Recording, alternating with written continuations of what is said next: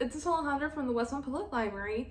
Today we're going to be making our own little pumpkin patches with paint and our hands. So you'll need a few things, just some white paper that will hold the paint that you're using. I'll be using acrylic today, and I'll tell you guys why in a little bit. These are the colors that I've chosen. I just have orange, green, white, and yellow. You can of course do different colors if you would like. You could also do black paper if you wanted to do like white pumpkins, or orange will stand out as well. You could also do that if you wanted to do it. I will be doing a couple. So for the first one, I just want to do just regular orange pumpkins, and then for the next ones, I'll move on to just some crazier, different colors. So some paper with like a cardstock backing is going to help a lot. Printer paper tends to be really thin. So if you're going to be using acrylic or any sort of like heavier paint, it might be a good idea to have something as the background for that. I have another one here as well, just taped on with some double-sided tape. You could also use some glue if you would like. It's completely up to you. Like I said, paint, and you'll just need a couple paintbrushes. Entirely up to you how big or how small you want to make them. This is mostly going to be for like the stems of the pumpkin, and just the background, however detailed you want to get into that is completely up to you. This one is going to be particularly fun for the little ones if you have any kids doing this with you, because the pumpkin is actually going to be your fist. So if you guys are doing this, I highly recommend that you don't have any jewelry on, no rings, no jewelry, anything that could get paint on it.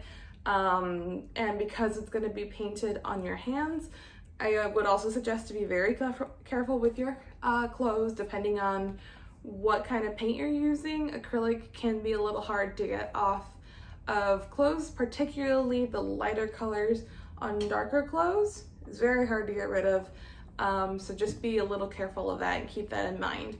So obviously, the smaller you are, the smaller your hands are, the smaller the pumpkins are going to be. So it's entirely up to you. So you're going to be painting these 4 knuckles. So painting this is the base of the pumpkin, and then you're going to be kind of just printing it on the paper. So there's a couple different ways you could go about this. You could do a background first if you wanted to, and then add the pumpkins in with your fists, or you could paint the pumpkins, put them wherever you'd like, and then try to build the background around that. Completely up to you. So let's get started. Okay friends, so we're back, we're ready. I forgot to mention that if you're gonna be doing this with little ones, or actually, I mean really anybody, you might wanna have a wet rag available as well, just because in case you get any paint on you or anything else, it's just easier to wipe it up that way. I also have just a paper towel for the brushes, and I think we're ready. So I think I'm going to start by, I think I wanna paint just a little bit of where the ground is gonna be, so that I know where, roughly where to put the pumpkins. So this is just gonna be just a little bit of background. You can also, obviously, once you're done with the pumpkins, add in like more colors, more detailed background. Obviously you can do that. I might add in some trees or something, or maybe a scarecrow. I guess you probably wouldn't see pumpkins around a ton of trees, at least not that I've seen. Let's see. This is just gonna help me figure out where I want to put my pumpkin, but I think for the next one I'll probably just sort of put the pumpkins wherever I'd like, and then paint around them and add in the background later. So like I said, this is just going to help me figure out where I want this. There we go. Okay, so I can fix the bottom part later. Add in more paint, just like that. Add in more paint, add in some white or some yellow to create some contrast, but at least I know where my pumpkins are gonna go. So this is gonna be the fun part. Again, you're gonna wanna take your knuckles and kind of bear down like this. Keep in mind that you might only be able to use one hand if you're doing it alone, or if you guys are all, whoever you're doing it with, everyone is doing their own thing. It might not be possible for you to do both hands, but if there are more than one of you guys doing this all together, then that might be fun to do like 2 pumpkins at a time. Just keep that in mind. So I'm gonna take orange. Oh, that feels weird. All right, paint my fingers. And you can paint it as like high or as low as you'd like. I'm probably gonna go up to here, and make sure to give yourself a good amount of paint on your fingers, because of course some of it's gonna stay on your skin and then some of that's gonna go onto the paper. So you're just gonna wanna make sure that you have enough to actually paint with and enough that's actually gonna stick to the paper. That's probably pretty good. This feels very weird, my friends. So, orange fist like that. And press down. Ooh, kind of. All right, so we've got one right there. I might just do a few and do some more paint over here.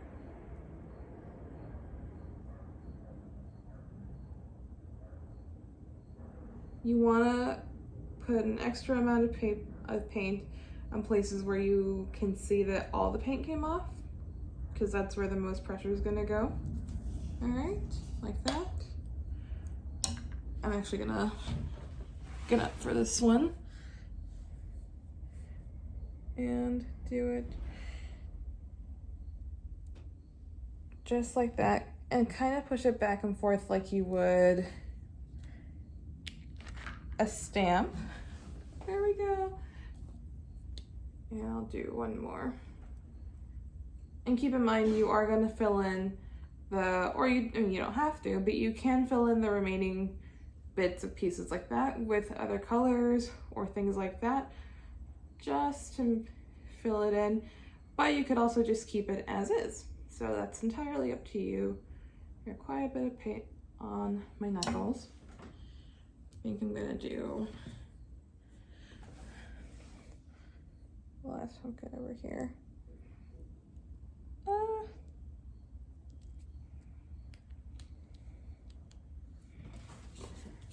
Okay, so obviously these don't really look like pumpkins just yet, but now what we can do is go ahead and take that same paintbrush and just fill in the parts that need just a little bit more paint if you need to. Obviously you don't have to. So I just filled in part of this one and part of the other one. Be careful, because when you make a fist, you might get some paint on your thumb. It's a very messy project, but it's a lot of fun. So now I'm gonna take some of that green paint and just paint the top part on it. And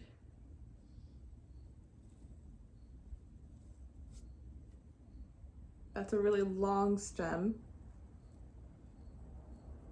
but I kind of like it. Whee!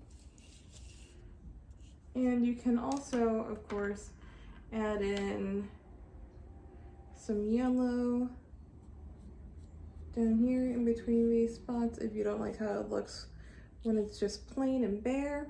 And doing 2 different colors might help you differentiate what was made with your fingers and what was made with, like with your knuckles, and what was actually just painted in. So keep that in mind as well. I think I'm going to be adding in just a little bit of yellow. Plus I like the contrast, so that helps a little bit too. And last one right here.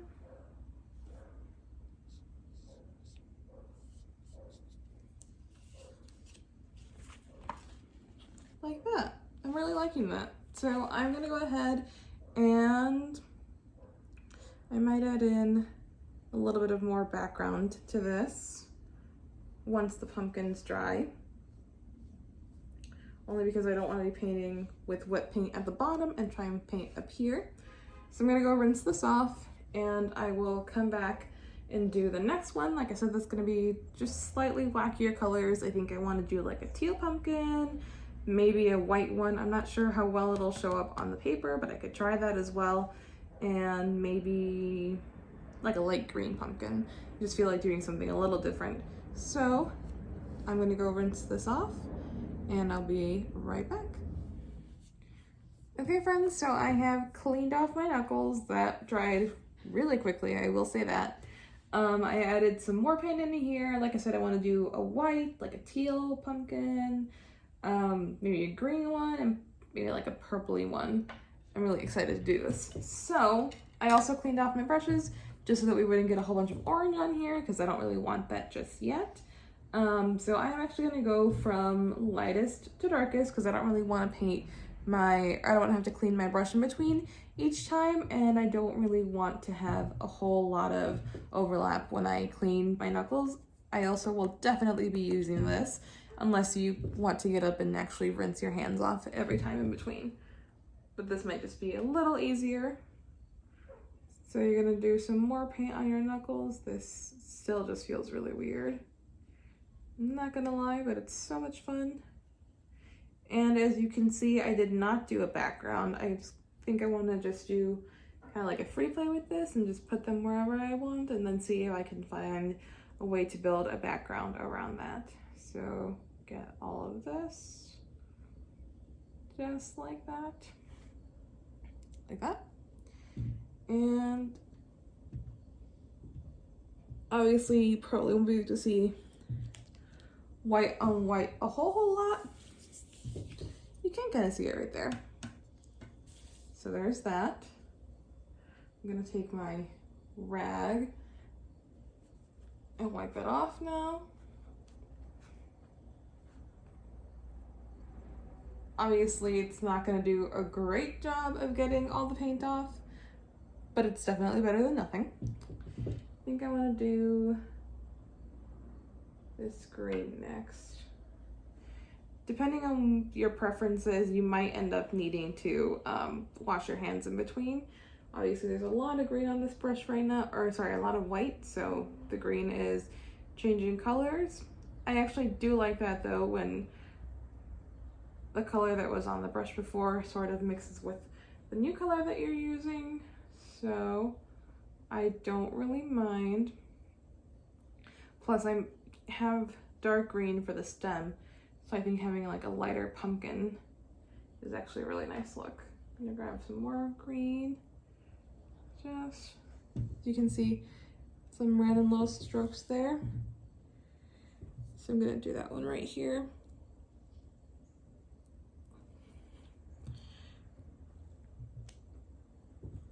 Ooh, like that. I like how that one turned out actually. So now, clean off my hands. This feels so weird. Like that. I'm gonna clean the brush off a little bit too. Just a bit. Like I said, this is definitely a very messy project. I think I'll go with teal now. So for teal, I had to mix a few of the colors that I had, but that's okay, because this is actually really close to the color that I wanted. So I think it looks a little bluer on camera. If anything, I just wanted it maybe like a tad darker, but this is perfect. Don't forget, you guys, you can always mix colors to get what you want. As long as you have blue, red, and yellow, you can pretty much get just about any color you like, especially when you throw in white and black. Perfect. I'm gonna put this one up here.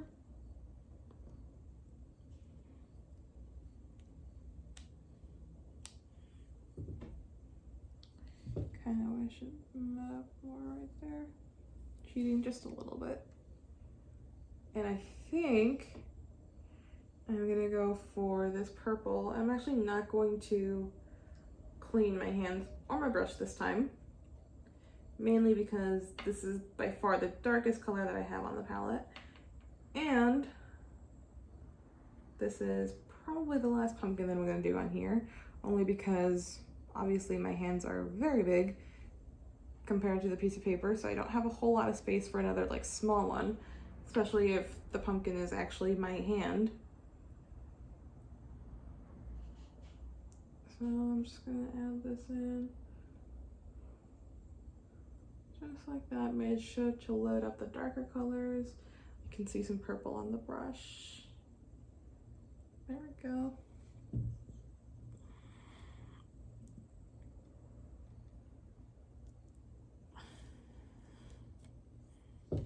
There we go. I think that's probably all I want. Ooh. That happens too. We can fix that. I can just do another little pumpkin right here. See? Perfect. That happens a lot, especially when your hands are this dirty and this sticky. You just need to find ways to fix your mistakes. There we go. And I think now I'm gonna take some of this yellow, mix in some of the white, and mix that in here, like I said before, and like we did with the other one, just to sort of fill in the parts where there are just some smaller gaps.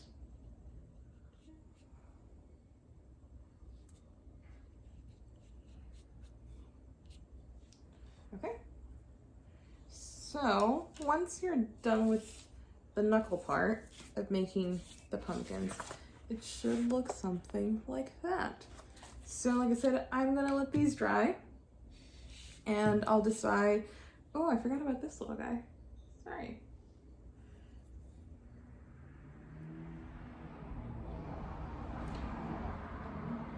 There we go. Okay, so I'm gonna let these dry and I'm going to figure out if I want to do a background for this, because I actually really like how it looks just with the the darker colors against the lighter background. But I think I definitely want to do a background for the first one that we did. So I'm going to get to letting these dry completely so that I don't have to worry about getting paint on me again. And then I will be back here when it's time to do the background. Or I might just go ahead and do it and then show you guys what I've done.